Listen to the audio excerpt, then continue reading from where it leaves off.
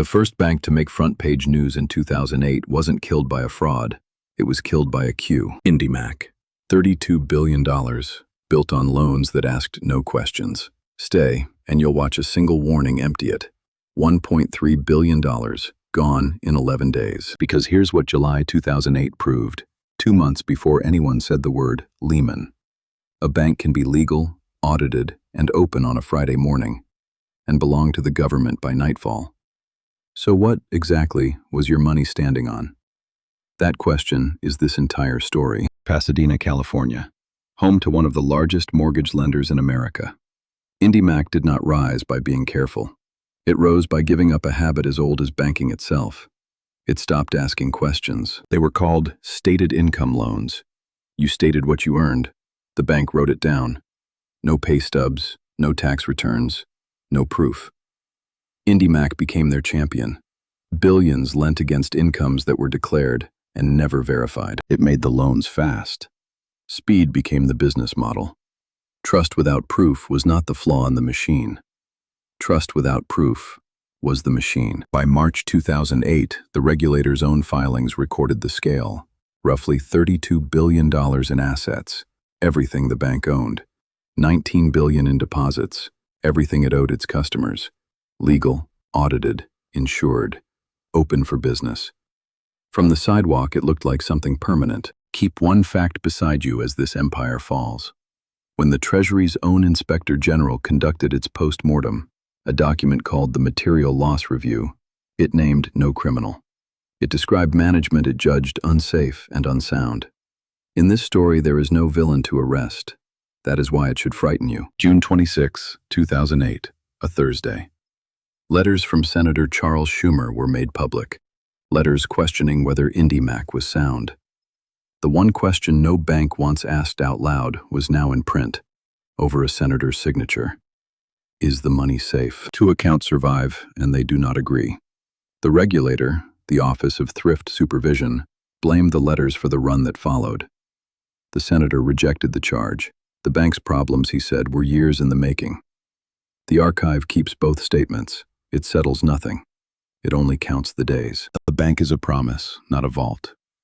$19 billion in deposits does not sit and wait. It is lent out, long, slow, immovable. The promise holds only while almost no one asks. Day 1. The question is public, but the fracture was already there, years in the making. The asking begins quietly. A run does not start with a crowd. It starts with telephones, with transfers, with decisions made alone at kitchen tables, by people telling themselves they are only being sensible. And here is the cruelty. They were being sensible. At the time, federal deposit insurance stopped at $100,000 per depositor.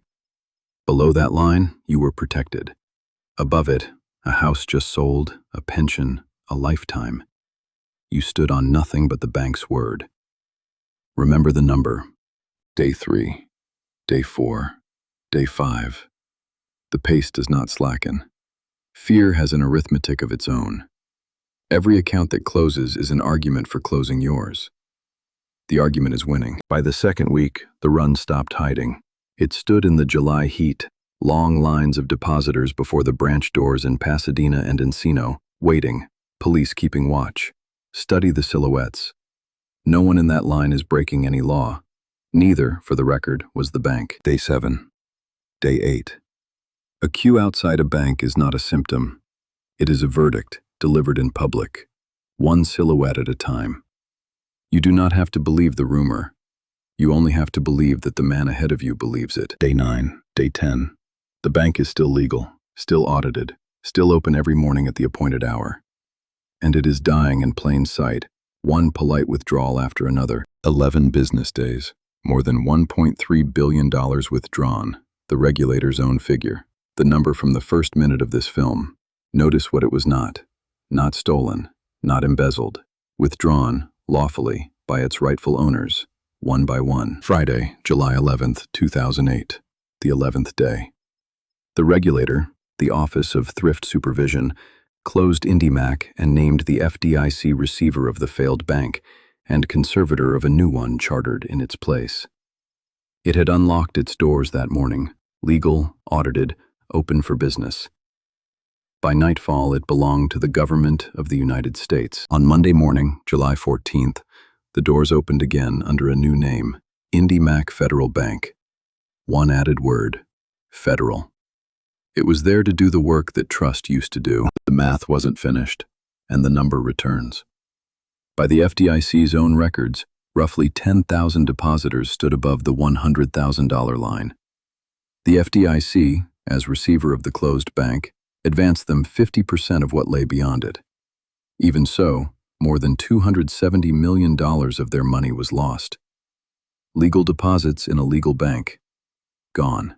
In October 2008, the insurance limit was raised to $250,000. For the $10,000, it came 3 months too late. In the end, it cost the Deposit Insurance Fund, money paid in by banks, not taxpayers, about $12.4 billion. The costliest failure in the FDIC's history at the time, a record surpassed in 2023 by Silicon Valley Bank, and by sheer size, a different measure entirely.